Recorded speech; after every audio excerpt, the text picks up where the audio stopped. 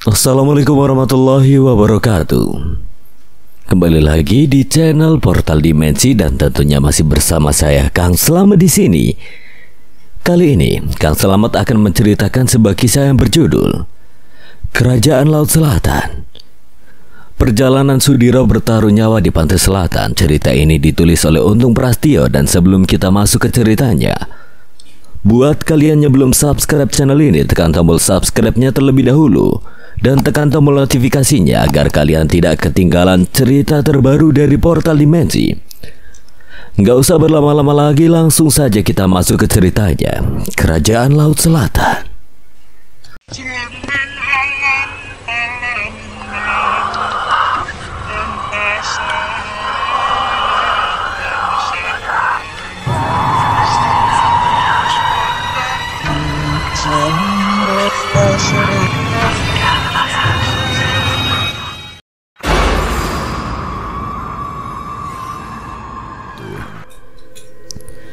Dengan sorot mata yang penuh kemarahan dan ambisi, Lingganatha membangkitkan energi hitam yang belum pernah dilihat oleh Eyang Nagawana sebelumnya.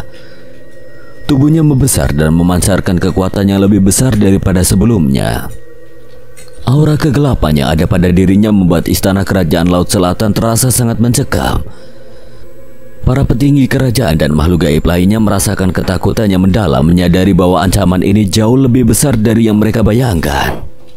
Eyang Nagawana yang terlihat tetap tenang meskipun menyadari bahaya yang mengancam, terus memandang Lingganatha dengan penuh kewaspadaan. Dia tahu bahwa pertarungan itu tidak akan mudah, mengingat kekuatan yang luar biasa yang dimiliki Lingganatha dari kitab yang bernama Segara Ruksa. Dengan tekad yang kuat, Eyang Nagawana kembali memanggil kekuatan alamnya, bersiap untuk kembali menyerang Lingganatha. Dengan gelombang energi hitam yang sangat dahsyat, Lingganatha mulai menyerang Eyang Nagawana. Energi itu menyapu dengan hebat hingga membuat istana Laut Selatan bergetar hebat. Eyang Nagawana dengan sigap membentuk perisai energi putih yang melindungi dirinya dan juga Kanjeng Ratu serta para punggawa kerajaan dan juga Eyang Baruna dan yang lainnya.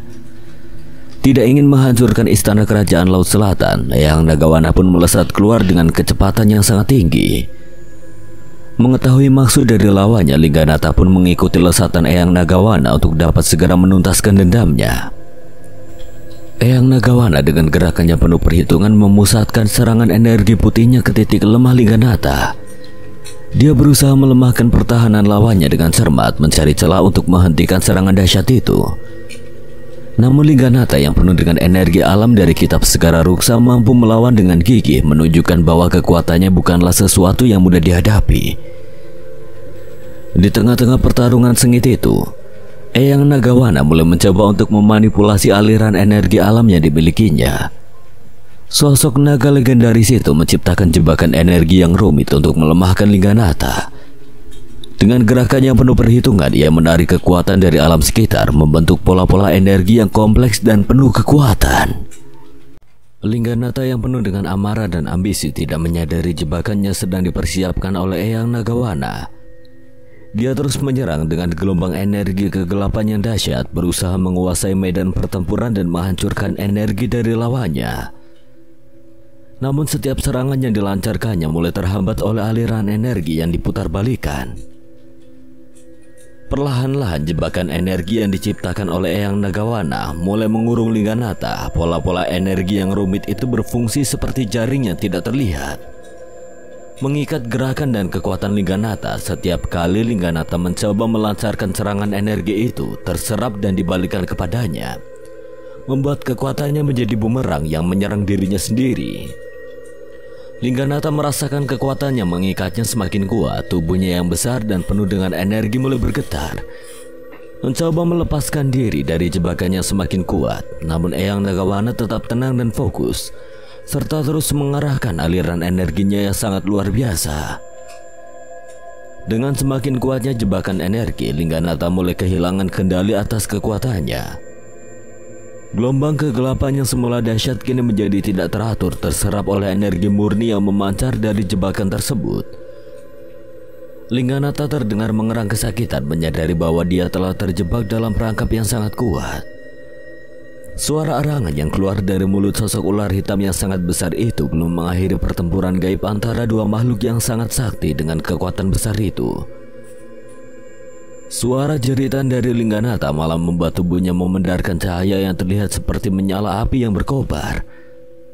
Api hitam tersebut menyelimuti tubuhnya, menciptakan aura kegelapan yang semakin pekat dan menakutkan. Lingganatha yang semula sudah terpojok oleh jebakan energi Eyang Nagawana kini kembali dengan kekuatannya lebih dahsyat. Nyala api hitam yang memancar dari tubuhnya menunjukkan bahwa dia telah mendapatkan kekuatan terdalam yang diperoleh dari kitab Segara Ruksa. Energi kegelapan itu bergetar dengan intensitas yang menakutkan, menunjukkan bahwa pertempuran itu belum berakhir. Meskipun menyadari bahwa kekuatan dahsyat yang kini dimiliki Lingganatha tidak mudah dikalahkan, Eyang Nagawana tetap tenang sambil mencari cara untuk dapat menumbangkan sosok ular hitam tersebut. Dia tahu bahwa untuk mengalahkan lawannya dia harus menggabungkan kekuatannya dengan kekuatan Eyang Naga Segara atau Eyang Nagagiri, tapi semua itu mustahil terjadi. Karena kekuatan kedua sosok naga legenda itu kini telah berada di nirwananya masing-masing. Lingganatha dengan tubuhnya yang memancarkan nyala api hitam melancarkan serangan dahsyat dengan kekuatan penuh. Gelombang energi kegelapan yang memancar darinya menghantam jebakan energi dari Eyang Nagawana dan menciptakan ledakan yang mengguncang medan pertempuran. Dengan tekad yang kuat, Eyang Nagawana tetap bertahan di tengah serangan dahsyat tersebut. Dia kembali menggunakan kekuatan gelombang angin besar untuk menghantam gelombang kegelapan, menjaga agar jebakan energi tetap utuh. Setiap serangan yang dilancarkan Lingganatha dihadapi dengan ketenangan dan keteguhan, menunjukkan bahwa Eyang Nagawana tidak akan mudah dikalahkan. Pertarungan antara dua makhluk sakti itu terlihat semakin sengit. Ledakan energi putih dan hitam terus bertabrakan, menciptakan pemandangan yang mengerikan dan sangat memukau. Setiap gerakan yang dilakukan oleh kedua makhluk itu penuh dengan kekuatan dan kesaktian tinggi, menunjukkan bahwa mereka adalah dua kekuatan yang tidak terhentikan. Lingganatha yang mulai merasakan tekanan dari serangan Eyang Nagawana mengerahkan seluruh kekuatannya untuk melancarkan serangan terakhir. Dengan jeritannya mengguncang, dia memusatkan energi kegelapan ke satu titik, menciptakan bola energi hitam yang berdenyut dengan kekuatan dahsyat. Bola energi itu lalu dilesatkannya dengan kecepatan yang sangat luar biasa ke arah Eyang Nagawana, berharap dapat menghancurkan jebakan energi dan mengalahkannya. Suara ledakan yang dahsyat kembali terdengar disertai dengan cahaya yang sungguh menyilaukan mata. Tubuh Eyang Nagawana terpelanting ke udara dan terhempas ke daratan akibat ledakan energi besar tersebut. Lingganatha yang terlihat tidak lagi memiliki kekuatan tiba-tiba bangkit dengan kekuatan yang lebih mengerikan. Energi kegelapan dari kitab Segara Ruksa memberikan dorongan terakhir yang memungkinkan Lingganatha untuk melancarkan serangan balasan yang dahsyat. Semua makhluk gaib lainnya menatap dengan ketakutan dan kekhawatiran. Mereka tidak menyangka jika Lingganatha memiliki kekuatan yang sangat besar dan sedahsyat itu. Tubuh besar Lingganatha kembali memancarkan aura hitam yang semakin pekat, membuat suasana menjadi semakin mencekam. Energi api hitam berkobar di sekelilingnya, menunjukkan bahwa dia sudah siap untuk mengakhiri pertempuran dengan kekuatan penuh. Meskipun mendapatkan luka akibat benturan energi besar tadi, Eyang Nagawana segera bangkit dengan tekad yang sangat kuat. Dia mungkin menyadari bahwa Lingganatha harus dihentikan secepat mungkin sebelum kehancuran lebih lanjut terjadi. Dengan sisa kekuatannya, Eyang Nagawana memanggil kembali energi alam yang telah dikenalinya. Sosok naga legenda itu mulai membentuk perisai perlindungan di sekelilingnya. Tanpa mau menunggu lagi, Lingganatha pun mulai melancarkan serangan dengan kekuatan penuh. Gelombang energi yang sangat banyak meluncur ke arah Eyang Nagawana. Eyang Nagawana pun menahan serangan itu dengan perisai energi putih yang memancar dengan terang. Tetapi kekuatan yang dilancarkan Lingganatha terlalu besar untuk ditahan sepenuhnya. Benturan antara dua kekuatan dahsyat itu menciptakan ledakan energi yang mengguncang para makhluk gaib yang berada tidak jauh dari medan pertempuran, terpental ke belakang oleh gelombang kejut tersebut. Ledakan itu memancarkan cahaya yang menyilaukan, mengaburkan pandangan semua yang ada di sana. Di tengah-tengah ledakan tersebut, Eyang Nagawana merasakan kekuatan murninya mulai melemah. Dia tahu bahwa dia harus mengerahkan seluruh kekuatannya dalam satu serangan terakhir untuk mengalahkan Lingganata. Tapi sepertinya itu pun belum cukup untuk mengalahkan sosok ular hitam yang memiliki sisik tebal seperti bebatuan cadas itu. Di saat-saat genting itulah muncul sosok naga putih lainnya yang menyerupai sosok Eyang Nagawana, dan sosok tersebut membuat Lingganata terpukau. Walau dia telah mengetahui siapakah sosok peniru itu. Saat ini bukan waktu yang tepat untuk bermain-main, Wanarupa. Apakah kau lupa jika aku pernah mengempaskan tubuhmu beberapa waktu yang lalu? Kita lihat saja ular tua. Wanarupa kini wujudnya telah menyerupai sosok Eyang Nagawana. Pertempuran sengit pun kembali terjadi. Sosok Wanarupa yang mampu meniru ilmu dan energi dari Eyang Nagawana mulai melesatkan kekuatannya. Wanarupa dengan kemampuan memancarkan energi alam yang sama kuatnya dengan yang dimiliki oleh Eyang Nagawana menciptakan serangannya penuh dengan kekuatan alam yang murni. Sementara itu, Eyang Nagawana terlihat memejamkan mata, berusaha memulihkan sirkulasi energinya yang terkuras oleh pertarungan sebelumnya. Meskipun tampak tenang di luar, Eyang Nagawana sedang berjuang keras untuk mengumpulkan kembali kekuatannya. Dia menyadari bahwa untuk menghadapi Lingganata dia harus berada dalam kondisi terbaiknya. Wanarupa melancarkan serangan beruntun dengan gelombang energi putih meluncur deras, menghantam pertahanan yang dibentuk oleh Lingganata. Benturan antara dua kekuatan itu kembali menciptakan ledakan-ledakan di udara, menghiasi medan pertempuran dengan cahaya yang memukau namun menakutkan. Eyang Nagawana dengan mata yang masih terpejam mulai merasakan aliran energi yang perlahan-lahan pulih. Dia memusatkan pikiran dan jiwanya, menarik kekuatan alam yang mengelilinginya untuk mempercepat proses pemulihan. Setiap tarikan nafasnya dipenuhi dengan ketenangan dan keteguhan, memusatkan semua kekuatan yang ada untuk bersiap menghadapi Lingganata. Wanarupa yang menyadari bahwa Eyang Nagawana sedang memulihkan kekuatannya terus meningkatkan serangannya ke arah Lingganata. Gelombang energi putih yang diluncurkannya semakin dahsyat, berusaha menghancurkan pertahanan Lingganata. Dengan tubuh yang diselimuti api hitam itu, Lingganata dengan mudah menghalau serangan dari sosok Wanarupa. Dengan perlahan tapi pasti, Eyang Nagawana mulai membuka matanya. Kilauan cahaya mulai terlihat dari tubuhnya dan juga di dalam sorot matanya. Dia merasa kekuatannya telah pulih cukup untuk menghadapi Lingganata. Dengan gerakan anggun, dia mengangkat tangannya membentuk bola energi murni yang memancarkan cahaya terang. Wanarupa yang melihat Eyang Nagawana mulai bergerak kembali melancarkan serangan terkuatnya. Gelombang energi putih meluncur deras ke arah Lingganata yang berusaha menghancurkan bola energi yang baru saja terbentuk dari mulut ular hitam tersebut. Eyang Nagawana dengan cepat kembali memanipulasi aliran energi di sekitarnya. Dia juga ikut mengerahkan bola energi tersebut untuk membantu serangan Wanarupa.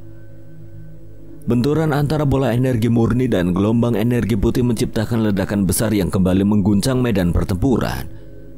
Debu-debu berterbangan membuat keadaan sulit diketahui dengan pasti. Setelah ledakan besar tersebut, Eyang Nagawana merasakan kekuatan murninya mulai menguasai medan pertempuran. Dia memanfaatkan kesempatan itu untuk melancarkan serangan pamungkasnya ke arah Lingganata. Eyang Nagawana mengarahkan bola energi murni yang lebih besar dan lebih kuat lagi, disertai dengan gelombang angin yang cukup besar. Bola energi tersebut meluncur dengan kecepatan luar biasa, menembus api hitam yang mengelilingi tubuh Lingganata.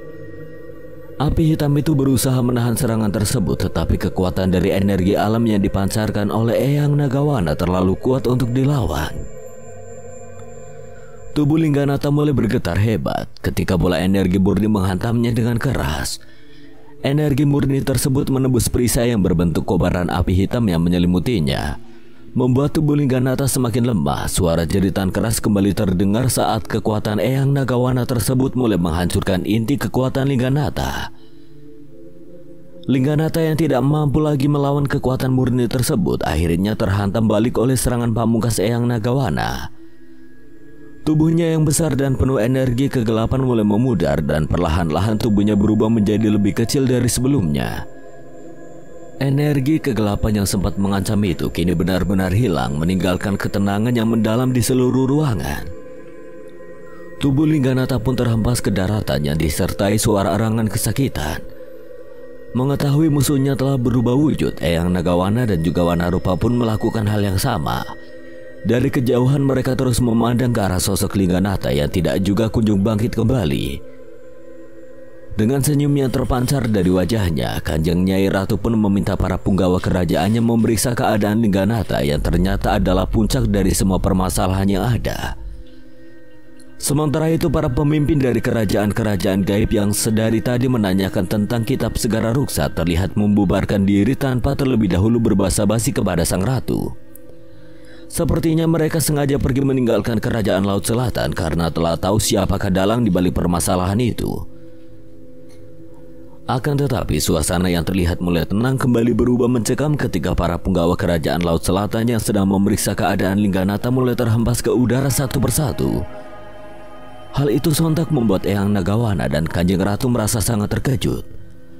Lingganata yang seharusnya telah musnah ternyata masih menyimpan sisa kekuatan yang sangat besar. Dari debu-debu yang berterbangan, energi kegelapan mulai kembali terkumpul, membentuk sosok Lingganata yang semakin kuat dan menakutkan. Api hitam yang menyelimutinya berkobar semakin besar, memancarkan aura yang lebih pekat dan menakutkan daripada sebelumnya. Eyang Nagawana dengan segera mempersiapkan diri untuk menghadapi ancaman baru ini. Dia tahu bahwa kekuatan itu bukanlah milik Lingganata, tapi kekuatan yang tidak asing lagi baginya itu adalah kekuatan dari Molopati yang kembali bangkit dan lebih berbahaya dari kekuatan Lingganata. Dengan mata yang tajam dan penuh dendam, sosok Molopati semakin terlihat sempurna, mengganti sosok ular hitam yang tidak lain adalah sosok Lingganata.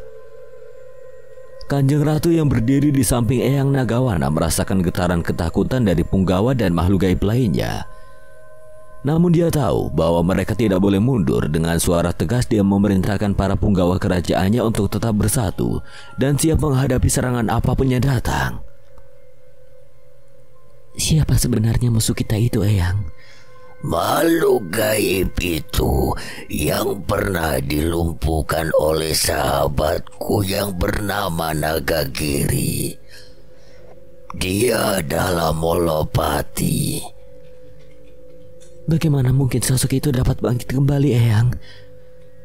Sang ratu masih belum mengerti bagaimana bisa sosok Molopati muncul dan menggantikan tubuh Lingganata. Sepertinya Lingganata memiliki batu mustika yang disimpan oleh Nagagiri. Tapi aku sendiri tidak tahu dari mana dia mendapatkan batu itu. Sosok Molopati yang kini telah kembali bangkit dengan sempurna serta kekuatan penuh mulai melancarkan serangan dahsyat ke arah Eyang Nagawana dan Kanjeng Ratu. Gelombang energi hitam meluncur deras menghancurkan segala sesuatu yang ada di hadapannya. Eyang Nagawana dengan cepat membentuk perisai energi untuk menahan serangan tersebut. Tetapi kekuatan Molopati yang kembali ini terlalu besar untuk ditahan sepenuhnya. Benturan antara energi hitam dan perisai energi murni menciptakan ledakan yang mengguncang. Debu dan serpihan bebatuan berterbangan, membuat pandangan semakin tidak jelas. Eyang Nagawana merasakan tekanan yang luar biasa. Dia pun meminta sang ratu penguasa Laut Selatan untuk pergi menjauh dari medan pertempuran. Kanjeng Ratu yang melihat tekad dan keberanian Eyang Nagawana memutuskan untuk membantunya. Dia mulai mengeluarkan kesaktiannya dan energi besarnya sehingga menciptakan perisai air yang sangat besar dan berwarna biru keputihan. Perisai gaib itu menambah kekuatan pada energi yang diciptakan oleh Eyang Nagawana. Di saat yang bersamaan, Molopati terlihat diam sambil merapal mantra. Sepertinya dia boleh memanggil roh jahat untuk melawan Eyang Nagawana dan juga Kanjeng Ratu penguasa Laut Selatan. Suasana yang semula mulai tenang kembali dipenuhi oleh aura gelap yang mencekam. Asap hitam yang pekat mulai berputar-putar di sekitar Molopati. Semakin lama semakin tebal menandakan kehadiran roh jahat yang siap membantunya. Roh jahat yang dipanggil oleh Molopati muncul membentuk barisan makhluk mengerikan yang siap menyerang. Mereka melayang-layang di udara, memancarkan energi kegelapan yang begitu kuat. Setiap roh jahat itu memiliki bentuk yang berbeda, tetapi semuanya memancarkan aura kegelapan dan kejahatan yang tiada tara. Eyang Nagawana dan Kanjeng Ratu segera menyadari ancaman baru ini meskipun tubuh mereka masih merasakan dampak dari pertempuran melawan Lingganata. Mereka tahu bahwa mereka harus tetap berdiri teguh dan melindungi kerajaan Laut Selatan dari ancaman yang datang. Eyang Nagawana mengumpulkan sisa-sisa energinya membentuk perisai pelindung di sekitar dirinya dan Kanjeng Ratu. Dengan senyum licik di wajahnya, Molopati mengarahkan roh jahat untuk menyerang. Gelombang pertama roh jahat meluncur dengan kecepatan tinggi menyerbu perisai pelindung yang dibentuk oleh Eyang Nagawana. Sementara itu, gelombang berikutnya ikut menyerang makhluk-makhluk gaib yang lainnya serta Eyang Jagadgiri, Eyang Jagadbaruna, dan Ki Jagadmadya. Benturan energi kegelapan dengan perisai murni menciptakan ledakan besar mengisi udara dengan percikan cahaya dan bayangan. Eyang Jagadgiri, Eyang Jagadbaruna, dan juga Ki Jagadmadya segera bereaksi, menggunakan kekuatan mereka untuk melindungi diri dan para makhluk gaib lainnya dari serangan roh jahat. Eyang Jagadgiri dengan kekuatan bumi yang dimilikinya menciptakan energi yang besar sebagai perisai tambahan. Eyang Jagadbaruna mengumpulkan kekuatan air membentuk pusaran air yang menghempaskan bayangan-bayangan hitam tersebut. Sementara Ki Jagadmadya menggunakan kekuatan angin untuk menciptakan tornado kecil yang menghancurkan roh jahat yang mendekat. Pertempuran semakin sengit, Wanarupa dan Wanageni pun ikut bertempur melawan roh jahat yang terus menyerang dari segala arah. Eyang Nagawana meskipun terkuras energinya tetaplah berusaha mempertahankan perisai pelindungnya sambil melancarkan serangan balik dengan bola energi murni. Cahaya terang dari bola energi tersebut menembus kegelapan menghancurkan roh jahat yang berusaha mendekat. Kanjeng Ratu yang melihat situasi semakin kritis memutuskan untuk memanggil kekuatan Laut Selatan. Dia mengangkat tangannya, merapal mantra kuno yang memanggil energi laut. Gelombang besar tiba-tiba muncul dari laut, bergerak dengan cepat ke arah medan pertempuran. Gelombang tersebut menghantam roh jahat, menghancurkan banyak dari mereka dan memaksa Molopati untuk mundur sejenak. Namun Molopati tidak menyerah. Dia merapal mantra yang lebih kuat, memanggil roh jahat yang lebih besar dan lebih kuat. Suara gemuruh terdengar saat roh jahat yang baru muncul mengeluarkan aura yang lebih menakutkan. Mereka bergerak dengan cepat, menyerang perisai pelindung Eyang Nagawana dan Kanjeng Ratu dengan kekuatannya lebih dahsyat. Eyang Jagadgiri, Eyang Jagadbaruna, dan Ki Jagadmadya terus bertarung dengan gagah berani, melindungi diri dan makhluk-makhluk gaib lainnya. Tembok tanah, pusaran air, dan tornado kecil terus terbentuk, menghancurkan roh jahat yang terus berdatangan. Namun tekanan dari serangannya terus-menerus membuat mereka mulai kewalahan. Eyang Nagawana yang melihat kondisi itu tahu bahwa mereka perlu melakukan sesuatu yang lebih besar untuk menghentikan serangan Molopati. Dia lalu mengumpulkan seluruh energi murni yang tersisa di dalam dirinya membentuk bola energi yang lebih besar dan lebih kuat.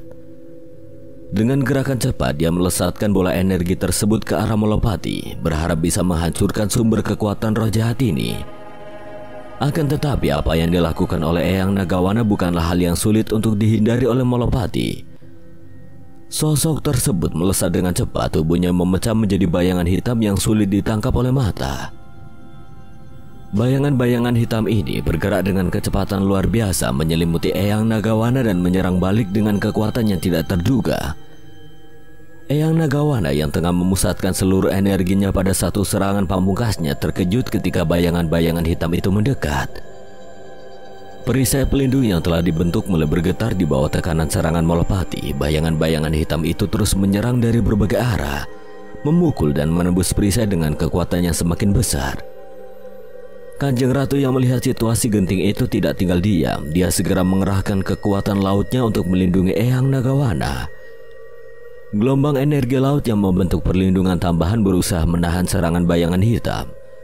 Namun Molopati dengan kecepatan dan kelincahan yang luar biasa berhasil menembus pertahanan tersebut.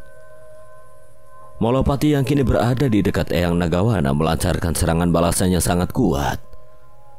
Energi kegelapan meluncur dengan kecepatan tinggi, menghantam Eyang Nagawana dengan keras. Ledakan energi menciptakan riak gelombang yang mengguncang hingga membuat para punggawa dan makhluk gaib lainnya kembali terlempar. Meskipun terkena serangan yang sangat dahsyat itu, Eyang Nagawana berusaha kembali berdiri dengan sisa-sisa energinya. Dan juga dengan luka dalam di tubuhnya, dia mencoba untuk melawan dan mengalihkan serangan Molopati. Namun tekanan dari energi kegelapan yang membuatnya semakin sulit untuk mempertahankan posisinya. Kanjeng Ratu yang melihat Eyang Nagawana berada dalam bahaya segera memanggil seluruh kekuatan lautnya. Gelombang besar kembali muncul dari laut selatan bergerak dengan cepat ke arah Molopati. Gelombang ini menghantam Molopati dan bayangan-bayangan hitam yang mengelilinginya mencoba untuk menghentikan serangan kegelapan yang terus-menerus. Molopati yang terguncang oleh serangan gelombang laut terpaksa mundur sejenak, namun dia tetap tidak menyerah.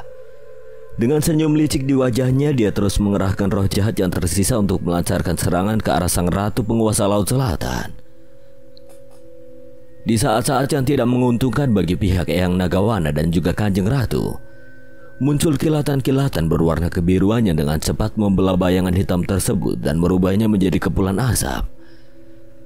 Selain itu, butiran api berwarna merah menyala pun ikut menerjang roh jahat yang jumlahnya sangat banyak. Semua mata tertuju dari arah kilatan cahaya kebiruan dan juga butiran bola api itu berasal. Sosok makhluk gaib bertangan empat yang memiliki tubuh besar mulai terlihat disertai dengan sosok manusia yang tubuhnya terlihat merah menyala. Ya, Sudiro dan Gatrapawira akhirnya tiba di kerajaan Laut Selatan dan langsung membantu Eyang Nagawana dan juga yang lainnya yang sedang terdesak oleh serangan yang terus dilancarkan oleh sosok Molopati. Dengan kekuatan dan kesaktiannya yang telah bertriwikarma dengan Tirta Bagya, Sudiro lalu melesat ke arah Eyang Nagawana. Dengan cepat, ia mengeluarkan batu hitam yang telah diambilnya dari sosok Molodewo dan menggunakan kekuatan magis yang tersembunyi di dalamnya. Batu hitam tersebut memancarkan energi gelap yang misterius, menciptakan perisai pelindung di sekitar Eyang Nagawana dan Kanjeng Ratu, melindungi mereka dari serangan roh jahat yang masih berkeliaran. Sementara itu, Gatrapawira terus mengayunkan keempat pedang dari keempat tangannya hingga membuat kilatan-kilatan cahaya yang mematikan dan membuat roh jahat itu musnah. Gatrapawira juga menggunakan kekuatan yang diberikan oleh Eyang Nagawana yang memancarkan gelombang energi yang kuat untuk menghantam Molopati.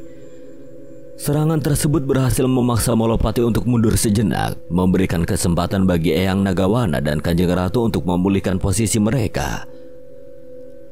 Molopati yang merasakan ancaman dari kedatangan Sudiro dan Gatrapawira segera menyadari bahwa situasi semakin kritis. Dia tahu bahwa lawannya bukanlah makhluk sembarangan, terutama karena Sudiro terlihat memegang batu mustika yang energinya sangat dikenalinya.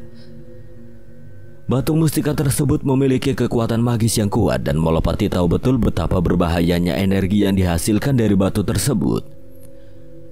Dengan perasaan terancam, Molopati berusaha memperkuat pertahanannya. Dia merapal mantra kuno, mengumpulkan energi kegelapan dari sekelilingnya untuk membentuk perisai yang lebih kuat. Perisai itu memancarkan aura hitam yang tebal melindungi Molopati dari serangan yang dilancarkan oleh Sudiro, Gatrapawira, Eyang Nagawana, dan Kanjeng Ratu. Molopati pun mulai melancarkan serangan balasan dengan kekuatan yang lebih besar. Dia menggunakan kekuatan kegelapan untuk menciptakan gelombang energi yang sangat kuat dan langsung meluncurkan serangan tersebut ke arah Sudiro dan Gatrapawira. Gelombang energi tersebut membentuk badai kegelapan yang berputar dengan kecepatan tinggi, berusaha menghancurkan perisai pelindung dan menghalau serangan dari Sudiro dan Gatrapawira. Sudiro yang menyadari bahaya dari serangan tersebut dengan cepat menggunakan batu mustika hitam itu untuk membentuk perisai energi yang lebih kuat lagi. Energi perisai itu bercampur dengan energi milik Eyang Nagawana dan juga Kanjeng Ratu yang memancarkan cahaya kemerahan yang bersinar terang dan mampu menahan gelombang energi kegelapan yang datang dari Molopati. Gatrapawira berusaha menyerang dari jarak dekat. Dia menggunakan keempat pedangnya untuk memancarkan gelombang energi yang dapat memotong dan menghancurkan kegelapan. Setiap serangan yang dilancarkannya memiliki efek besar hingga dapat menembus pertahanan dari sosok Molopati. Apa yang dilakukan oleh Gatrapawira pun memberikan dorongan kepada Eyang Nagawana dan Kanjeng Ratu yang dengan cepat memutuskan untuk menggabungkan kekuatan mereka. Dan dari gabungan energi itu terciptalah gelombang energi murni yang sangat besar yang langsung menghempas ke arah Molopati. Gelombang energi murni itu membentuk serangan yang sangat dahsyat. Meskipun Molopati telah berusaha dengan keras menahan serangan balasan tersebut, Tetapi kekuatannya masih jauh dibandingkan dengan kekuatan gabungan dari Eyang Nagawana dan Kanjeng Nyai Ratu serta Gatrapawira. Energi kegelapan yang menyelimutinya pun mulai memudar hingga membuat Molopati semakin terdesak. Dalam keadaan Molopati yang sedang kritis tersebut, Sudiro yang telah mengetahui cara untuk mengalahkan Molopati pun mulai melesat dengan cepat dan terbang mengelilingi tubuh hitam dari sosok makhluk jahat tersebut. Sama seperti yang telah dilakukannya terhadap Molodewo, Sudiro memutuskan untuk menggunakan strategi yang sama terhadap Molopati. Dengan kekuatan dari ajian Sindung Geni yang menyelimuti tubuhnya, Sudiro membentuk pusaran api yang mengelilinginya. Pusaran api ini menyala dengan kekuatan tinggi, menciptakan lingkaran api yang bergerak dengan kecepatan yang sangat luar biasa. Pusaran api yang menyala tersebut mengeluarkan suhu yang sangat panas, membakar segala sesuatu yang terkena jangkauannya. Lingkaran api itu juga membatasi ruang gerak Molopati dan menciptakan tekanan yang semakin besar pada perisai kegelapan yang dibentuknya. Molopati merasakan panas yang sangat membakar dari pusaran api yang mengelilinginya. Dia berusaha melawan dengan energi kegelapan yang tersisa, mencoba untuk memadamkan api dengan kekuatan kegelapannya.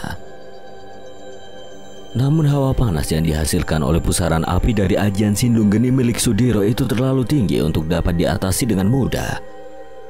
Api tersebut mulai melahap energi kegelapan di sekitar Molopati dan mengurangi kekuatan pertahanannya. Molopati yang terjepit di tengah pusaran api semakin kesulitan untuk melawan. Energi kegelapan di sekelilingnya semakin memudar dan dia mulai merasakan efek menghancurkan dari semua serangan yang diterimanya. Dengan kekuatannya semakin menurun, Molopati akhirnya tidak mampu lagi menahan energi besar dari ajian Sindung Geni. Ledakan besar pun terjadi saat pusaran api mencapai puncaknya dan menghancurkan sisa-sisa energi kegelapan, hingga memaksa Molopati terjatuh ke tanah dengan kekuatan yang dahsyat. Tubuh Molopati pun perlahan hancur menjadi debu dan setelah itu kembali menyatu dan berubah kembali menjadi sebuah batu mustika berwarna ungu kehitaman. Setelah sosok Molopati menghilang dan batu berwarna ungu itu terlihat, Sudiro pun langsung meraih benda yang mengurung sosok makhluk abadi dari kegelapan itu. Dan setelah itu dia meminta sosok Tirta Bagya keluar dari tubuhnya untuk menghadap Eyang Nagawana dan juga Kanjeng Nyai Ratu. Dengan senyum merekah, Kanjeng Nyai Ratu pun terus menatap ke arah Sudiro, sosok penguasa kerajaan Laut Selatan itu. Merasa sangat berhutang budi kepada sosok manusia yang memiliki ilmu kesaktian tinggi itu. Setelah dapat membuktikan jika kerajaan Laut Selatan tidak memiliki tujuan untuk membangkitkan Molodewo, Molotatu, dan Molopati, para pemimpin pasukan gabungan dari beberapa kerajaan gaib pun mulai menghadap Sang Ratu guna menyampaikan permohonan maaf mereka kepada sang penguasa kerajaan Laut Selatan tersebut. Walau merasa sangat kesal karena sempat dituduh dan akan membangkitkan kekuatan jahat itu, tapi dengan kebijaksanaannya Sang Ratu penguasa Laut Selatan pun mau berlapang dada untuk memaafkan para punggawa kerajaan-kerajaan gaib yang berkuasa di daratan, lembah, dan pegunungan. Sang Ratu yang dibantu oleh Eyang Nagawana pun kembali menjelaskan jika mereka akan menyimpan kitab Segara Ruksa di sebuah tempat rahasia dan sangat aman. Tidak hanya itu, Eyang Nagawana juga kembali mengambil sebagian energi dari ilmu Pancawara yang ada pada diri Widanu dan Sudiro. Hal itu sengaja dilakukan untuk menghindari terjadinya pertumpahan darah dan juga kebangkitan dari tiga kekuatan jahat tersebut. Setelah Eyang Nagawana selesai mengambil kembali sebagian energi ilmu Pancawara dari tubuh Widanu dan Sudiro, suasana di istana Sang Ratu penguasa Laut Selatan terasa lebih tenang. Para punggawa kerajaan-kerajaan gaib yang berkuasa di daratan dan lembah serta pegunungan kini memandang Sang Ratu dengan penuh rasa hormat yang lebih mendalam. Mereka menyadari kebesaran hati Sang Ratu yang memilih jalan kedamaian daripada menuruti amarah. Sang Ratu pun kemudian memerintahkan para pengawal setianya untuk membawa kitab Segara Ruksa ke tempat yang telah dipilih. Tempat itu adalah sebuah gua di dasar lautan gaib yang tersembunyi di balik karang-karang raksasa, yang hanya bisa didatangi oleh mereka yang mendapatkan izin dari Sang Ratu. Gua tersebut dilindungi oleh makhluk-makhluk gaib berkekuatan besar yang setia kepada Sang Ratu, sehingga hampir mustahil bagi siapapun untuk mencapainya tanpa sepengetahuannya. Setelah kitab itu disimpan dengan aman, Sang Ratu dan Eyang Nagawana kembali ke istana untuk melaksanakan upacara penyegelan kekuatan gaib tersebut. Dengan menggunakan mantra-mantra kuno dan energi alam semesta, mereka memastikan bahwa kitab Segara Ruksa tidak akan dapat digunakan oleh siapapun kecuali mereka yang benar-benar pantas dan dipilih oleh takdir. Sementara itu Widanu dan Sudiro meskipun terlihat lemah karena kehilangan sebagian energi dari dalam tubuh mereka, tapi mereka merasakan kedamaian di hati mereka. Ayah dan anak yang memiliki kesaktian tinggi itu menyadari bahwa pengorbanan yang telah dilakukannya tidaklah sia-sia. Dan itu semua adalah demi kebaikan jagat raya untuk mencegah terjadinya kekacauan yang lebih besar.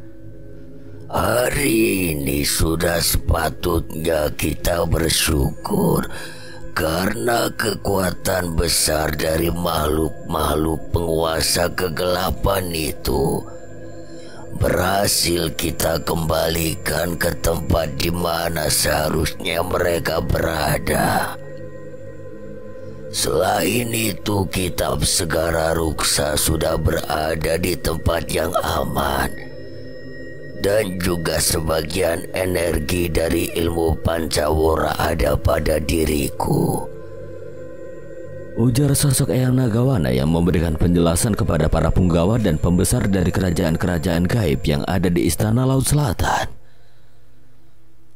Aku rasa mustahil bagi siapapun untuk membangkitkan sosok Molodewo, Molotatu dan Molopati saat ini. Setelah merasa yakin akan apa yang telah dilakukan Sang Ratu dan juga Eyang Nagawana bersama Sudiro dan yang lainnya, akhirnya para penguasa kerajaan gaib itu pun mengundurkan diri dan kembali ke kerajaan mereka masing-masing. Dan sebelum Eyang Nagawana pergi, sosok naga pertapa itu kembali membahas tentang 3 batu mustika yang tidak lain adalah tempat di mana terkurungnya sosok Molodewo, Molotatu dan juga Molopati.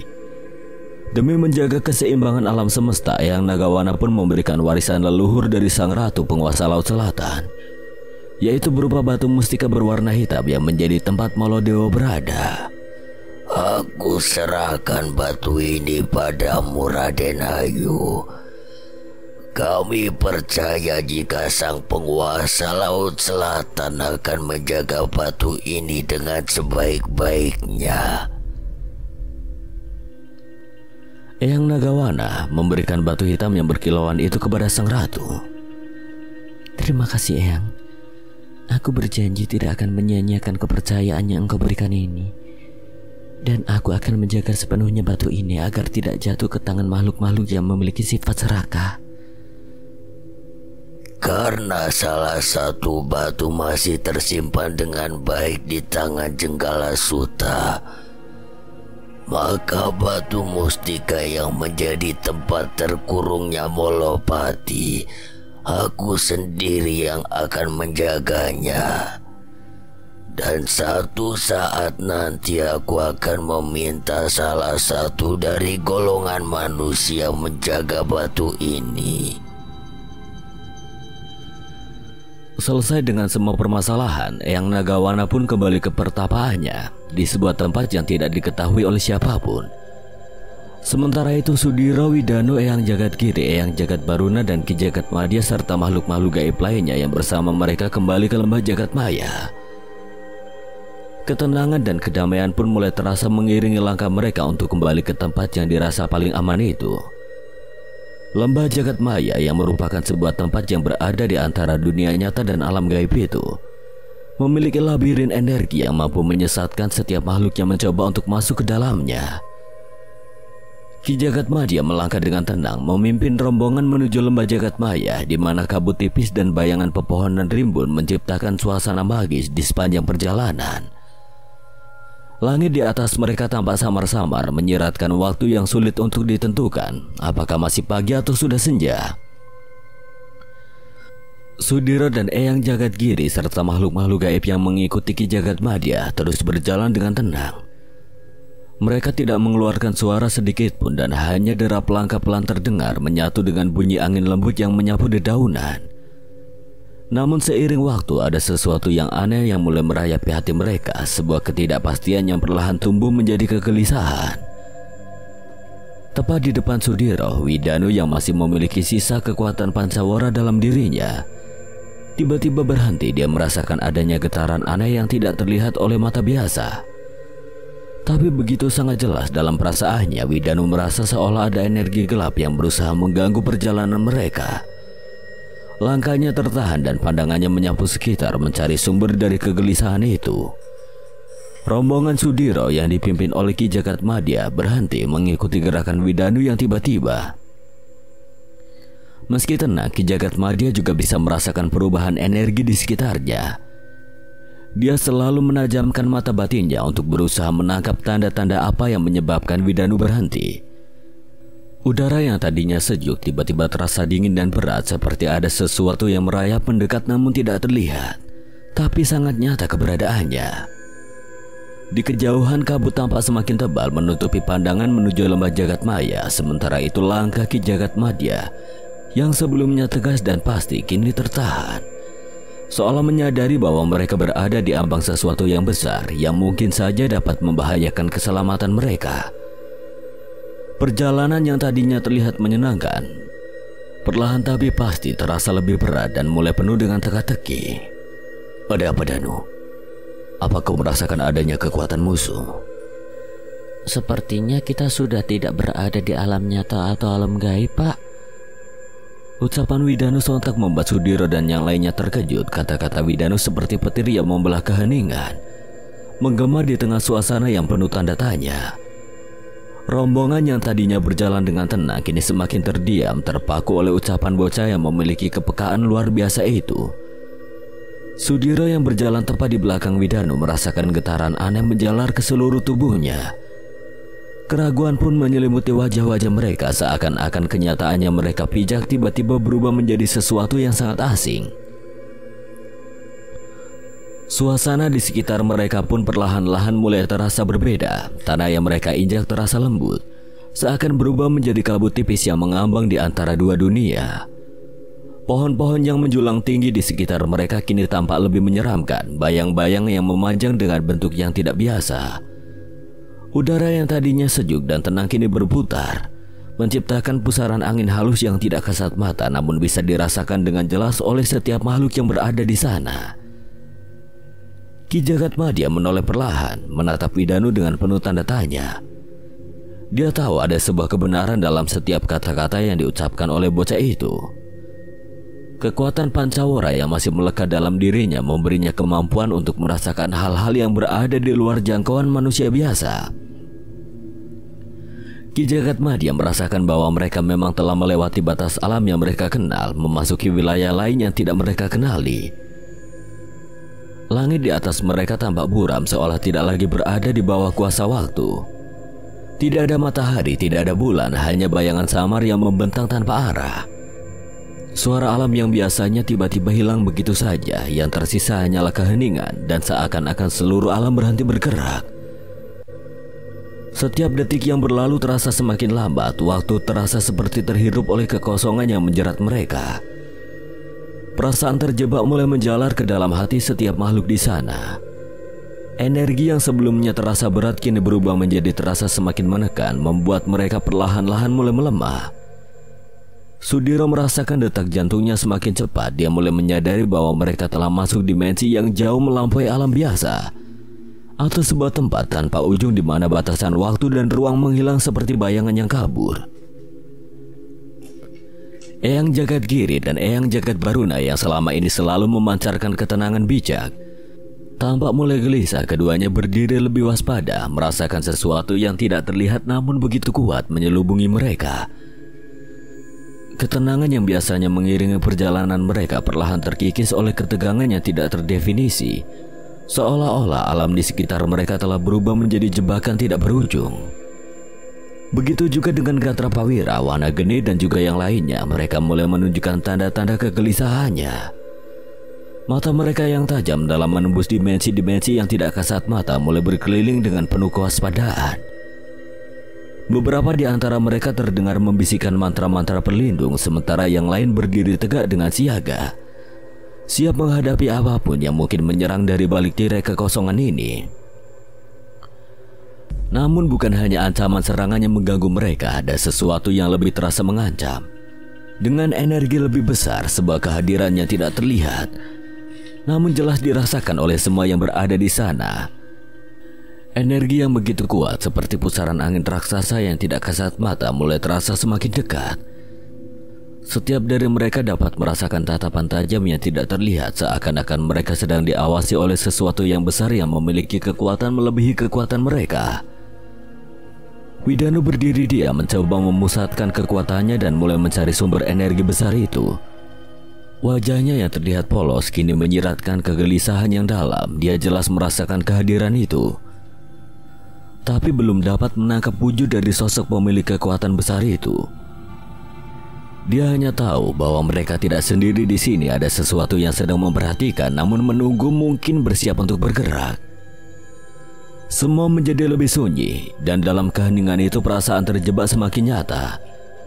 Mereka tidak bisa kembali namun juga tidak bisa maju. Sudiro dan yang lainnya mulai terperangkap di antara dimensi yang melarutkan segala rasa kenyasaan, di mana batas-batas normal telah lenyap dan segala sesuatu mungkin terjadi. Siapa pemilik ajian sakti yang mampu mengurung kita di tempat tidak mengenakan ini, Diro? Aku sendiri belum tahu, Ki Tirta. Sebaiknya persiapkan dirimu untuk sebuah pertarungan besar. Getaran itu semakin kuat seperti gemuruh halus yang merayap melalui tanah dan udara di sekitar mereka. Energi besar yang mendekat membuat setiap makhluk dalam rombongan mulai merasakan tekanan yang luar biasa. Mata Sudiro membulat, tangannya tanpa sadar mengepal erat dan tubuhnya mulai mengeluarkan energi pelindung. Aura pelindung itu muncul dengan sendirinya, mengalir dari dalam dirinya, membentuk perisai tidak terlihat yang melindungi dirinya dan orang-orang di sekitarnya. Widanu dengan ketenangan yang diperolehnya dari ilmu Pancawara berdiri tegap. Dia bisa merasakan energi dalam tubuhnya bergerak, menyatu dengan kekuatan alam di sekitarnya.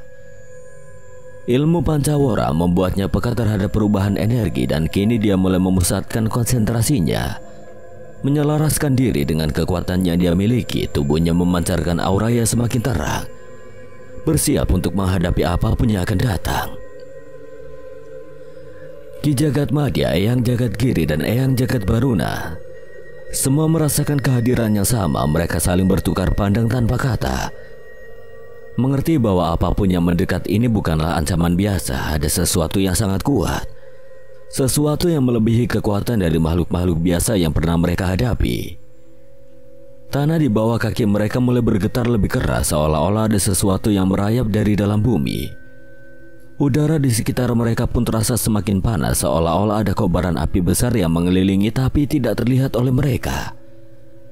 Namun tidak ada dari satupun makhluk yang mundur. Setiap jiwa yang berada di sana telah siap untuk menghadapi apapun yang datang.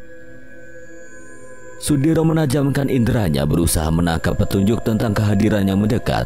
Apapun itu, dia tahu bahwa kekuatan ini bukanlah sesuatu yang bisa diabaikan.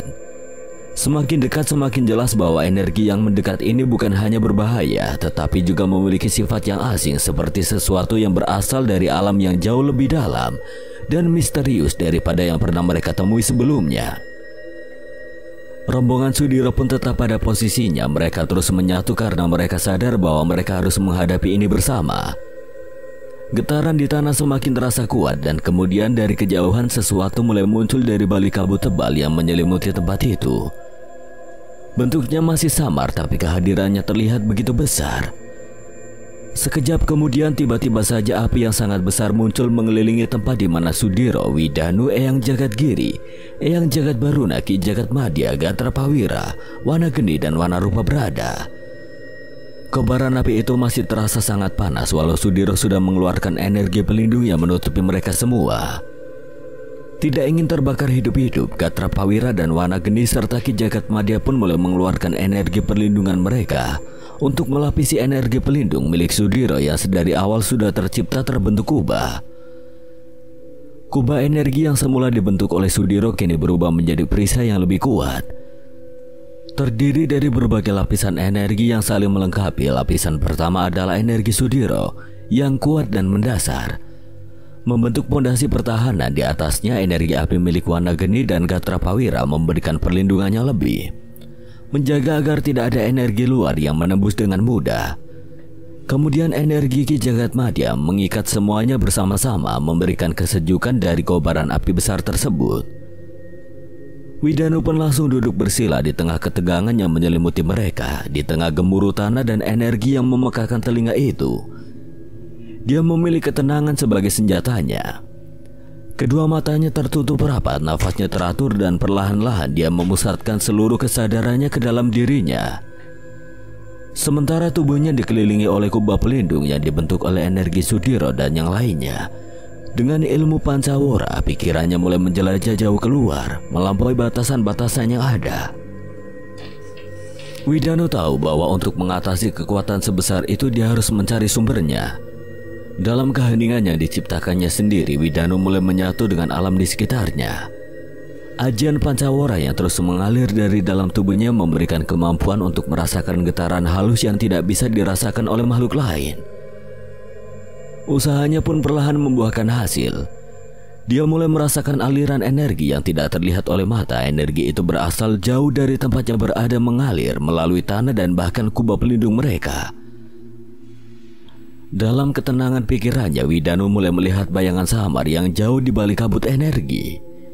Sumber dari kekuatan itu ada di satu tempat yang dia kenali tersembunyi, namun tidak sepenuhnya jauh dari tempat mereka berada. Widanu terus memusatkan energinya, menyusuri aliran-aliran kekuatan yang terhubung dengan kobaran api besar itu. Dia mengikuti jalur-jalur yang halus namun kuat sampai akhirnya menemukan titik asalnya. Energi besar ini berasal dari lembah Jagatmaya, Pak. Apa maksudmu, Danu? Siapa yang memiliki energi sebesar ini di sana? Sepertinya energi besar ini berasal dari batu mustika yang ada pada kakek, Pak. Apa mungkin sosok Molotatu telah bangkit, Diro? Sepertinya begitu, Wira. Sepertinya kita sengaja dikurung di tempat ini karena di lembah Jagatmaya aku yakin Jenggala Suta tidak mampu bertahan lama menghadapi makhluk itu, Diro. Kalau begitu, mau tidak mau kita harus keluar dari tempat ini secepatnya. Kita harus menerobos api besar itu. Aku akan keluar dari kubah pelindung ini. Semoga saja energi api milikku bisa menahan energi api yang mengurung kita ini, Diro. Tanpa ragu lagi, Wanageni pun langsung melesat keluar dari dalam kubah energi pelindung. Tubuhnya yang diselimuti kobaran api pun mulai masuk ke dalam kobaran api besar yang terlihat sangatlah panas itu. Saat Wanageni melesat keluar dari kubah energi pelindung, semua yang masih berada di sana mengamati dengan cemas. Tubuhnya yang terbungkus oleh api dari dalam dirinya sendiri itu tampak berkilauan di udara, menciptakan jejak api yang menyala-nyala. Sudiro, Widanu, dan yang lainnya memperhatikan dengan harapan bahwa Wanageni dengan kekuatan api yang dimilikinya itu mampu menaklukkan atau setidaknya keluar dengan selamat dan mampu kembali ke lembah Jagatmaya. Namun harapan itu dengan cepat berubah menjadi kengerian ketika tubuh Wanageni memasuki kobaran api besar itu. Suara jerit kesakitannya memilukan terdengar dari dalamnya. Jeritan itu menggema di udara, menembus pertahanan batin setiap makhluk yang mendengarnya. Sudiro dan yang lainnya pun tersentak. Mata mereka terbelalak saat melihat pemandangan yang tidak terduga. Tubuh Wanageni yang sebelumnya begitu gagah dalam kobaran api miliknya sendiri itu kini tampak melayang tidak berdaya di tengah kobaran api besar yang mengurung mereka. Api yang menyelimuti tubuh Wanageni yang seharusnya menjadi perlindungan dan kekuatan utamanya tampak tidak mampu menandingi kekuatan dari kobaran api besar tersebut. Tubuh Wanageni pun seolah-olah dilahap oleh sesuatu yang jauh lebih besar dan lebih kuat. Wanageni terlihat terombang-ambing tanpa kendali seperti daun kering yang ditiup angin kencang.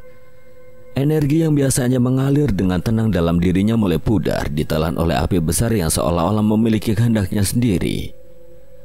Sudiro, Widanu, dan yang lainnya hanya bisa menyaksikan dengan cemas. Setiap dari mereka menyadari jika kobaran api itu bukanlah sesuatu yang dapat dilawan dengan kekuatan api biasa. Ada sesuatu yang lebih besar dan lebih jahat di dalamnya, sesuatu yang memiliki kekuatan untuk menyerap dan memanipulasi energi lawannya. Wanageni yang memiliki hubungan erat dengan elemen api tampak tidak berdaya di dalam perangkap yang berwujud sama dengan kekuatannya sendiri. Ki Jagatmadya dan Eyang Jagatgiri segera bergerak mencoba memikirkan cara untuk menyelamatkan Wanageni sebelum semuanya terlambat.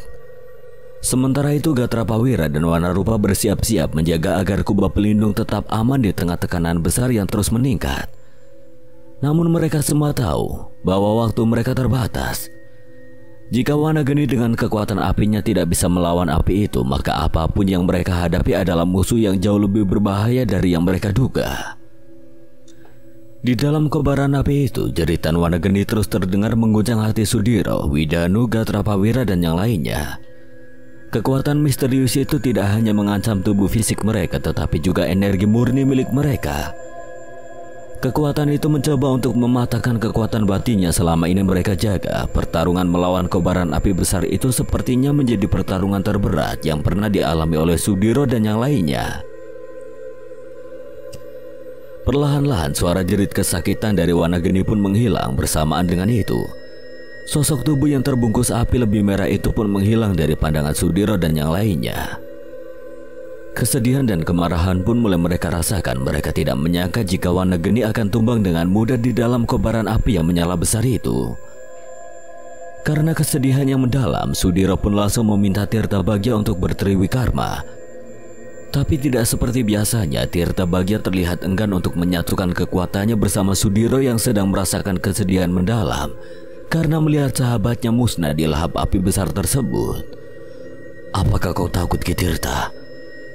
Tanpa menjawab apa yang ditanyakan oleh Sudiro, sosok Tirta Bagya pun keluar dari dalam tubuh Sudiro dan berusaha untuk menenangkan tuannya yang sedang merasa sangat kalut kala itu.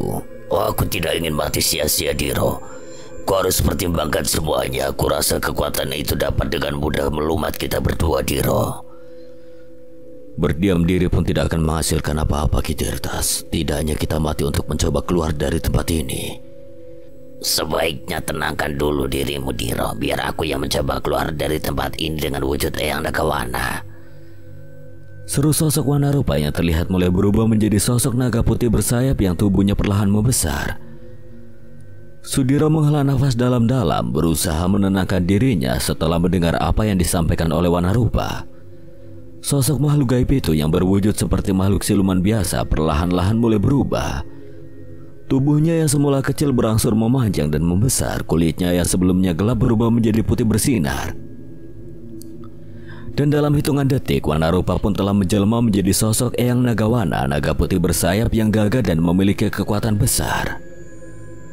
Sosok Wanarupa yang kini menjelma menjadi sosok Eyang Nagawana terlihat memancarkan kekuatan besar yang memberi harapan bagi Sudiro dan yang lainnya. Sayapnya yang lebar membentang megah dan tubuhnya yang besar terlihat mengelilingi kubah pelindung, memberikan perlindungan tambahan kepada mereka semua. Sosok Eyang Nagawana menatap kobaran api besar di luar kubah dengan tatapan mata tajamnya.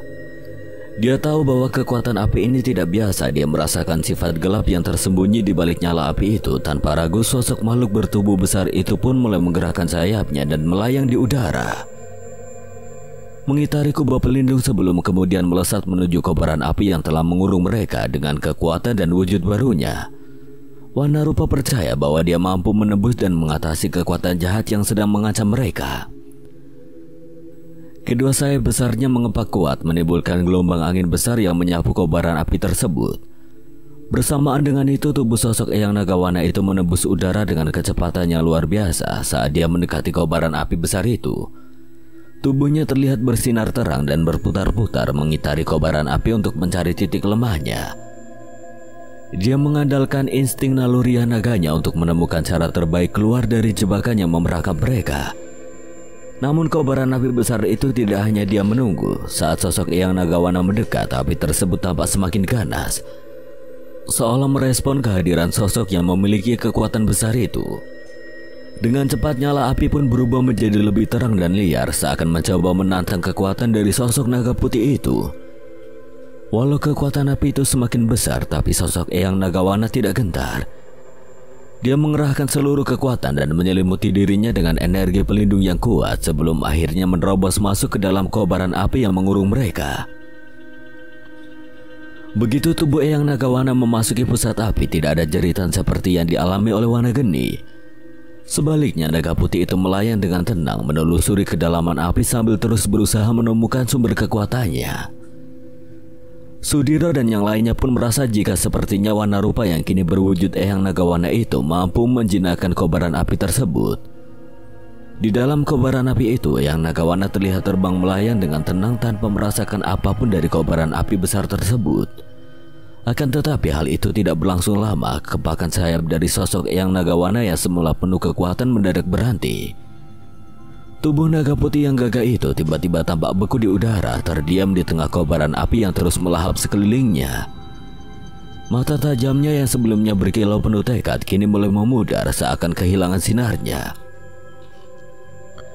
Energi besar yang melindunginya tidak lagi mengalir dan Sudiro serta yang lainnya hanya bisa menyaksikan hal itu dengan kesedihan yang sangat mendalam.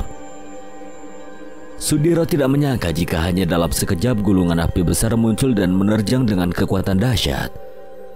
Bagai ombak yang besar yang menelan kapal di tengah lautan, api merah itu melingkupi tubuh Eyang Nagawana, membungkusnya dalam terjangan energi yang begitu kuat hingga tubuhnya yang besar perlahan tenggelam ke dalam lautan api yang semakin mengganas. Tidak ada jerit kesakitan yang terdengar kala itu, namun keheningan yang mengikuti jauh lebih mengerikan. Baik Sudiro, Widanu serta yang lainnya tahu dengan pasti bahwa warna rupa dalam wujud naga putihnya telah hilang ditelan oleh kobaran api besar yang tidak terhentikan itu. Rasa takut pun mulai merayap di dalam hati mereka ketika menyadari bahwa kekuatan besar dari makhluk gaib sekuat sosok Eyang Nagawana pun tidak mampu melawan kekuatan misterius yang sedang mereka hadapi. Sudiro mengepalkan kedua tangannya lebih kuat lagi, amarah dan ketakutan bercampur aduk di dalam dirinya. Biasanya tenang pun kini tampak gelisah, matanya berkedip-kedip tidak tenang sambil terus merasakan getaran aneh dari kobaran api itu. Mereka berdua menyadari bahwa apa yang mereka hadapi bukanlah sekedar api biasa. Itu semua adalah kekuatan yang berasal dari sumber yang jauh lebih gelap dan kuat daripada yang pernah mereka bayangkan. Di dalam kubah pelindung, Eyang Jagadgiri, Eyang Jagadbaruna dan Ki Jagadmadya serta Gatrapawira dan Tirtabagya mulai merasakan ketidakberdayaan. Kobaran api merah di sekeliling mereka semakin besar, semakin mendekat, dan setiap detik yang berlalu membuat mereka semakin terdesak. Waktu mereka semakin menipis dan tidak ada lagi jaminan bahwa mereka bisa keluar dari tempat ini dengan selamat. Semua mata kini tertuju pada Sudiro dan Widanu menunggu apa yang akan mereka lakukan selanjutnya. Sepertinya hari ini adalah hari di mana kita semua akan menghadap pada Sang Maha Pencipta kita, Giri. Sepertinya memang begitu, Baruna. Aku tidak menyangka jika akhirnya ada kekuatan besar yang mampu menghabisi kita. Mendengar tawa dari Eyang Jagadgiri, tekad yang ada dalam Sudiro pun semakin menguat. Dia terlihat memejamkan mata setelah sebelumnya mengusap kepala dari Widanu sebagai salam perpisahan mereka. Ketika kedua matanya telah terpejam, Sudiro pun terlihat membaca sebuah mantra aji, dan bersamaan dengan itu sosok Tirtabagya pun berubah menjadi bayangan seperti kabut lalu masuk ke dalam tubuh Sudiro. Dalam sekejap, tubuhnya yang telah bertriwikarma dengan sosok Tirtabagya mulai berubah. Energi dari dalam dirinya meluap, memancar ke sekelilingnya. Dengan kekuatan yang luar biasa, tubuhnya kini bersinar merah menyala, seakan terbakar oleh api yang tidak hanya berasal dari luar, tapi juga dari dalam dirinya sendiri. Pusaran api mulai terbentuk di sekelilingnya, namun itu bukan api biasa. Api ini terbentuk dari butiran debu merah membara yang bergerak cepat, menciptakan pusaran yang tanpa hidup, berputar mengelilingi tubuh Sudiro dengan kecepatan yang mengerikan. Berbeda dengan warna geni yang menggunakan api sebagai elemen yang dia kendalikan, api sindu geni milik Sudiro merupakan kesatuan dari ribuan butiran bola api kecil. Pusaran api bukan hanya untuk melindungi, tapi untuk menghancurkan apapun yang menghalanginya. Setiap butir debu yang terbakar membawa kekuatan untuk merobek lapisan energi lawan, sehingga menjadikannya senjata yang sangat berbahaya. Saat pusaran api semakin cepat berputar, Sudiro merasakan seluruh kesadarannya. Dia bisa merasakan kehadiran kekuatan besar yang terus mendekat dari dalam kobaran api. Dan itulah saat yang akan menentukan nasib mereka semua. Dengan tubuhnya yang kini bersinar merah menyala dan dikelilingi oleh badai api sindu geni, Sudiro pun melesat ke arah kobaran api besar tersebut. Sesaat sebelum tubuhnya membentur dinding api yang besar itu, Sudiro merasakan tubuhnya seperti terhisap pusaran air yang mengombang-ambingkan tubuhnya. Beberapa detik kemudian tubuhnya seperti tertarik ke dalam sebuah tempat lalu terpental dengan sangat kuat. Entah apa yang terjadi, tapi sedikit pun Sudiro tidak merasakan panas dari api besar yang menyala berkobar itu. Dan tiba-tiba saja Sudiro sudah berada di sebuah tempat lain setelah tubuhnya terpental beberapa kali dan mendarat di tanah yang keras. Sudiro pun bangkit dari tempatnya terjatuh sambil mengedarkan pandangannya ke sekitar. Dia merasa sangat heran dengan apa yang terjadi padanya kala itu dan merasa sangat asing dengan tempatnya berada. Sudiro bangkit dengan tubuh yang terasa berat meskipun tidak terluka. Debu tebal melapisi tanah di bawahnya menciptakan kepulan kecil saat ia bergerak. Pandangannya mengedar ke sekeliling, namun yang terlihat hanyalah hamparan tanah tandus sejauh mata memandang. Diiringi hembusan angin yang membawa serpihan debu, tidak ada kehidupan dan tidak ada pepohonan. Langit di atasnya berwarna kelabu pekat, tanpa matahari dan hanya cahaya redup yang menimbulkan bayangan samar di sekitarnya. Rasa asing yang menyelimuti Sudiro semakin kuat. Dia tidak tahu bagaimana dia bisa sampai di tempat ini, dan juga tidak ingat apa yang telah terjadi pada dinding api yang baru saja menggulung dan menarik tubuhnya. Semua terasa tidak nyata, namun setiap langkah yang diambil atau setiap sentuhan tanah di bawah kakinya terasa begitu nyata. Sudiro mulai melangkah dengan hati-hati. Dia mencoba menemukan sesuatu yang bisa menjelaskan keberadaannya di tempat asing itu. Setiap langkahnya terasa berat, seakan ada sesuatu yang menariknya ke bawah. Angin semakin kuat seolah mendorongnya menuju satu arah yang tidak dimengerti. Namun Sudiro terus melangkah mengikuti insting yang entah dari mana datangnya. Tiba-tiba dari kejauhan bayangan samar muncul di balik kabut. Sebuah bangunan yang tinggi berdiri di tengah tempat yang kosong itu. Bangunan seperti menara batu yang terbuat dari bebatuan kasar itu terlihat semakin dekat dan semakin jelas bentuknya. Menara itu tampak tua dengan dinding-dinding yang ditumbuhi lumut hitam. Pintu besar dari kayu yang tebal berada di bagian bawahnya.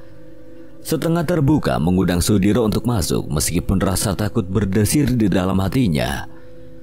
Langkah kaki Sudiro tetap maju tanpa bisa dikendalikan. Tubuhnya seolah dituntun oleh kekuatan yang tidak terlihat, mendorongnya untuk mendekati bangunan tua dengan pintu kayu yang tampak lapuk dan dipenuhi dengan ukiran-ukiran yang tidak bisa ia pahami. Saat tangannya hendak menyentuh permukaan pintu kayu tersebut, getaran halus menjalar dari ujung jari hingga menyebar ke seluruh tubuhnya. Pintu itu pun berdiri terbuka sedikit lebih lebar, seakan-akan menyambutnya dan memintanya untuk segera masuk. Rasa takut yang tadi muncul di dalam dirinya pun berubah menjadi rasa ingin tahu yang begitu dalam. Sudiro tidak bisa lagi berpaling. Dengan nafas yang semakin cepat, dia pun mulai mengangkat kaki kanannya untuk segera melangkah masuk ke dalam kegelapan yang menanti di balik pintu. Tepat ketika Sudiro hampir melewati ambang pintu kayu tua itu, sebuah tarikan keras menghentikan langkahnya. Sentuhan di pergelangan tangannya terasa tidak asing lagi baginya. Hal itu pun membangkitkan kesadarannya yang seolah terkunci oleh kekuatan misterius. Dengan cepat Sudiro menoleh ke belakang dan betapa terkejutnya dia ketika di tempatnya berada telah berdiri Widano dengan wajah yang terlihat serius yang mencerminkan kekhawatiran dan kewaspadaan. Widano, bagaimana kamu bisa berada di sini, Le? Mendengar apa yang diucapkan oleh ayahnya itu, Widano tidak memberikan penjelasan apapun. Dia hanya menarik tangan Sudiro dengan keras. Seolah-olah waktu mereka sangatlah terbatas. Tanpa sepatah kata, Widano memaksa Sudiro menjauh dari bangunan tua dengan pintu kayu yang sudah usang tersebut. Keduanya pun perlahan bergerak mundur menjauh dari bangunan tua yang terlihat tampak semakin memudar di balik kabut tebal. Suara-suara aneh mulai terdengar seperti gemerisik di kejauhan, namun Widano tetap teguh memegang kendali, memastikan mereka tetap berada di jalur yang aman. Sudiro yang masih dalam kebingungan hanya bisa mengikuti langkah Widano tanpa perlawanan. Ketika mereka telah cukup jauh dari bangunan tersebut, Widano akhirnya berhenti. Dia melepaskan cengkeramannya, menatap Sudiro dengan wajah yang tegas namun penuh pengertian. Meski tidak ada kata-kata yang terucap, pandangan mata Widano sudah cukup menjelaskan segalanya, bahwa mereka baru saja selamat dari sesuatu yang sangat berbahaya. Setelah Bapak melesat ke arah kobaran api itu, Danu langsung menyusul Bapak tadi. Danu sangat takut terjadi sesuatu pada Bapak. Lalu bagaimana dengan Eyang Jagat Madya dan yang lainnya, Danu? Sepertinya mereka juga akan melewati ilusi dari kobaran api itu, Pak. Saat ini sepertinya kita sedang berada dalam alam pikiran kita, Pak. Tapi kekuatan ilusi ini sangatlah besar. Jadi Danu belum dapat mengetahui di mana sumber energi dari ilusi itu berada. Sudiro memandang Widanu dengan mata penuh kebingungan, mencoba mencerna kata-kata yang baru saja didengarnya. Semua yang dikatakan oleh anak semata wayangnya itu terasa begitu tidak masuk akal, namun apa yang terjadi sejauh ini memang jauh dari kenyataan yang dapat dia pahami. Dengan raut wajah serius, Widanu mulai mengedarkan pandangan ke sekeliling mereka. Bocah yang memiliki ilmu pancawara itu seolah-olah mencoba mencari sesuatu yang belum dapat dilihatnya dengan kekuatan yang ada dalam dirinya. Sudiro terdiam sejenak, membiarkan Widanu mencari tahu apa yang harus mereka lakukan. Dan tidak lama kemudian Widanu melangkah maju menatap kosong ke arah kabut yang semakin tebal dengan bentuk yang terlihat berbeda dari yang lainnya. Kita tidak bisa terus berada di sini terlalu lama, Pak. Ilusi ini dapat mempengaruhi pikiran kita, membuat kita semakin kehilangan arah, atau lebih buruk lagi dan membuat kita tidak pernah bisa keluar dari sini. Kata-kata itu membuat dada Sudiro terasa berat jika mereka memang berada di alam ilusi. Lalu bagaimana caranya untuk keluar dari tempat itu? Sumber energi dari ilusi ini seperti yang dikatakan Widanu masih belum ditemukan, dan tanpa mengetahui dari mana semua ini berasal, mereka akan terjebak lebih lama di tempat itu tentunya. Meskipun situasi terasa begitu asing dan mengerikan, Sudiro merasakan rasa percaya diri yang aneh saat melihat Widanu berdiri di sisinya. Selama beberapa waktu belakangan ini mereka telah melalui banyak hal bersama, dan Sudiro tahu bahwa Widanu memiliki kekuatan yang lebih besar dibandingkan dengan kekuatan yang dimilikinya. Di sana, Pak. Sepertinya itu adalah jalan keluar dari tempat ini. Widanu menunjuk ke arah kabut yang bergulung dan membentuk pusaran kecil itu. Sambil menarik lengan ayahnya, Widanu pun melangkah dengan penuh keyakinan ke arah kabut yang bergulung-gulung itu. Setelah berada di depan kabut tebal itu, Widanu melepaskan pegangan tangannya dan menatap ke arah Sudiro sambil tersenyum. Apa Bapak percaya pada Danu jika Danu mengatakan inilah jalan keluar kita, Pak? Jika di dalam hati kamu tidak ada keraguan, maka sepenuhnya Bapak akan mempercayai kamu, Danu. Sekarang ayo kita pergi dari tempat ini. Sudiro menganggukkan kepalanya dan melangkah ke arah dinding kabut yang berbentuk beda dari sekitarnya. Tanpa sedikit pun rasa ragu, Sudiro dan Widanu pun melangkah ke arah kabut yang menggulung itu. Lalu masuk ke dalamnya. Beberapa detik berikutnya, suasana pun terlihat berbeda. Kini mereka berada di sebuah tempat yang sudah pernah mereka datangi dan belum lama mereka tinggalkan. Tidak lama setelah kemunculannya, beberapa makhluk gaib pun menghampirinya dengan wajah yang terlihat sangar dan menakutkan. Kedua makhluk gaib yang menggunakan baju kebesaran mereka lengkap dengan senjata di tangan masing-masing segera memberi hormat dan menanyakan apa yang akan mereka lakukan di gerbang utama istana megah tersebut. Maaf Tuan, tolong sampaikan pada Kanjeng Ratu jika Sudiro dan Widanu ingin bertemu beliau. Salah satu dari dua penjaga gerbang utama Istana Laut Selatan itu pun menganggukkan kepalanya dan segera pergi untuk menyampaikan pesan dari sosok manusia yang baru saja membantu menyelesaikan permasalahan besar yang hampir memicu perang gaib tersebut. Apa yang kita pikirkan sama, Le? Sepertinya begitu, Pak. Semoga saja Kanjeng Ratu berkenan untuk bertemu dengan kita walau saat ini kita tanpa wujud kita yang sebenarnya. Sudiro yang telah mengerti akan apa yang sebenarnya terjadi pun hanya menganggukkan kepala karena memang benar saat itu yang datang ke istana kerajaan Laut Selatan bukanlah tubuh atau jiwa mereka, tapi yang berada di sana hanya kekuatan pikiran mereka yang mampu pergi dari tempat yang telah mengurung mereka. Setelah lama menunggu, akhirnya Ratu Penguasa Laut Selatan itu pun datang. Walau sempat merasa janggal dengan pertemuannya itu, tapi dengan kesaktian dan kebijaksanaan sang ratu dapat mengerti apa yang sedang terjadi pada Sudiro, Widanu, Ki Jagat Madya, dan yang lainnya. Kanjeng Ratu pun langsung mengisyaratkan sesuatu kepada Sudiro dan Widanu. Setelah itu penguasa kerajaan gaib Laut Selatan pun pergi meninggalkan mereka berdua. Di tempatnya berada, Wana Rupa dan Wana Geni pun ternyata mengalami hal yang sama dengan apa yang telah dialami oleh Sudiro. Mereka tidak merasakan apapun ketika tubuh mereka beradu dengan kobaran api besar yang mengurung mereka. Hanya saja ilusi yang didapati Wana Rupa dan Wana Geni berbeda dari apa yang didapati oleh Sudiro dan Widanu. Setelah tubuhnya terhempas ke tanah kering dan tandus, Wana Rupa mendapati sosok makhluk gaib yang memiliki kekuatan besar. Dan akhirnya Wana Rupa pun terus bertarung melawan sosok makhluk gaib tersebut di alam pikirannya. Berbeda dengan Wana Geni, dia merasa kembali menjadi sosok Mustaka Geni, Raga Geni, dan Hasta Geni. Ketiganya saling beradu pemikiran hingga mereka pun beradu kekuatan untuk menentukan siapa yang berhak memimpin mereka di alam bawah sadarnya. Sementara itu, Eyang Jagat Giri, Eyang Jagat Baruna, dan Ki Jagat Madya serta Gatrapawira langsung mengeluarkan kekuatan mereka masing-masing.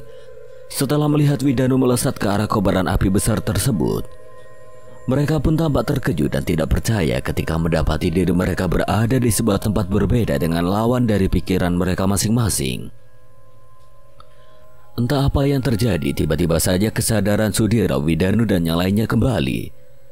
Mereka sangat terkejut ketika melihat Aba Uta, Ki Wana Taru, dan Ki Wana Sela serta Kanjeng Ratu Penguasa Laut Selatan berada di sekitar mereka menatap dengan rasa cemas. Akhirnya kalian kembali, Diro. Apakah tadi kita hanya bermimpi, Diro? Kalian tertidur tapi seperti orang mati, Ki Madya. Berterima kasihlah kepada Sudiro dan Widanu, Ki. Jika saja mereka tidak berhasil mengirim pesan padaku, mungkin selamanya kalian akan terjebak di alam ilusi itu. Apakah yang menimpa kami itu merupakan kekuatan dari ketiga makhluk gaib itu, Kanjeng Ratu? Benar sekali, Ki Madya. Sosok Molotato hampir saja terbebas. Beruntung sebelum makhluk mengerikan itu benar-benar terlepas, Aba Uta dan Kitaru serta Kisela berhasil meredam kekuatan itu hingga aku datang.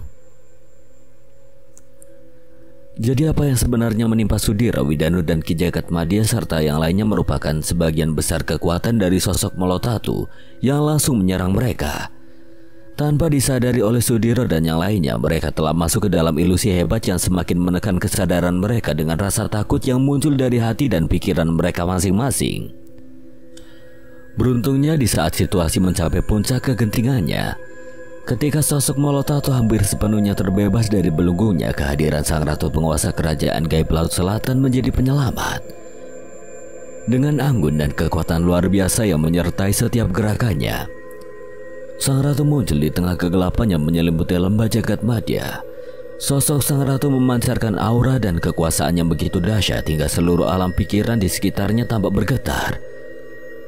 Molotato yang wujudnya hampir sempurna berdiri dengan kekuatannya mengancam. Matanya menyala dengan kebencian yang membara, bahkan dengan kekuatan ilusi yang telah mencengkeram Sudiro dan Widanu. Dia tidak bisa menandingi Sang Ratu dengan gerakan cepat dan tepat. Sang Ratu langsung menyerang Molotato dan mengerahkan kesaktiannya yang luar biasa. Pertarungan antara Kanjeng Ratu dengan Molotato terjadi begitu cepat, hanya dalam sekejap mata. Serangkaian serangan dahsyat terjadi antara Sang Ratu dan Molotato. Setiap serangan Sang Ratu membawa kekuatannya tidak hanya menghancurkan tetapi juga memurnikan energi gelap yang dibawa oleh Molotato. Wujud yang hampir sempurna Molotato semakin melemah di bawah kekuatan Sang Ratu. Dan tidak butuh waktu lama, sosok makhluk berkekuatan hebat itu pun mulai kehilangan kendali atas dirinya sendiri. Dengan satu serangan terakhir, Sang Ratu menyalurkan kekuatannya melalui telapak tangannya, mengarahkan energi mistis yang begitu kuat ke arah Molotato. Sosok Molotato bergetar hebat seolah tertarik kembali ke dalam pusaran kekuatan magis. Dalam jeritan yang menggelegar, wujud Molotato mulai hancur, ditarik kembali ke dalam batu mustika yang berkilauan di tangan Aba Uta. Sang Ratu pun mengunci kembali energi gelap Molotato ke dalam batu itu dengan segel kuat yang hanya bisa dipecahkan oleh kekuatan yang sebanding dengan miliknya. Keheningan pun melanda seketika setelah pertarungan itu berakhir. Alam pikirannya tadinya dipenuhi dengan kekacauan mulai tenang. Seolah-olah belenggu energi gelap itu telah hilang sepenuhnya. Sang Ratu berdiri dengan anggun. Nafasnya tetap teratur meski baru saja mengerahkan kekuatan yang begitu besar. pandangannya beralih kepada Sudiro dan Widanu serta yang lainnya yang masih tergeletak tidak berdaya kala itu. Dengan energi murni yang dimilikinya, sang ratu mulai menyalurkan kekuatannya ke dalam tubuh Sudiro, Widanu, Eyang Jagat Giri, Eyang Jagat Baruna, Ki Jagat Madya, dan juga Gatrapawira serta Warna Rupa dan Warna Geni. Mereka pun akhirnya dapat terbebas dari kekuatan besar belenggu ilusi milik Molotatu. Batu mustika itu pun kini berada kembali dalam genggaman Abauta. Untuk memastikan keamanannya, sang ratu pun memperkuat energi pengunci dengan keagungan dan kesaktiannya. Setelah membantu Sudiro dan yang lain terbebas dari belenggu ilusi Molotatu dan juga membantu Abauta mengalahkan dan mengurung kembali sosok Molotatu, Ratu penguasa kerajaan gaib Laut Selatan pun pamit undur diri bersama para pengawalnya. Sang ratu pun kembali ke istananya dengan kereta kencana yang terlihat sangat indah itu. Di lembah jagat maya, suasana bahagia pun kembali tercipta. Perang besar telah usai dan semua kembali dengan selamat. Gatrapawira pun kembali ke kerajaan Tirta Kencana setelah istri dan kedua mertuanya serta para penggawa kerajaan gaib kecil itu dibebaskan oleh pihak istana siluman ular. Sekian dan terima kasih buat Untung Prastio yang telah mengizinkan saya membawakan ceritanya. Apabila ada kesalahan dan kekurangan, Kang Selamat memohon maaf sebesar-besarnya. Dan akhir kata, Kang Selamat pamit undur diri. Wassalamualaikum warahmatullahi wabarakatuh. Sampai berjumpa lagi.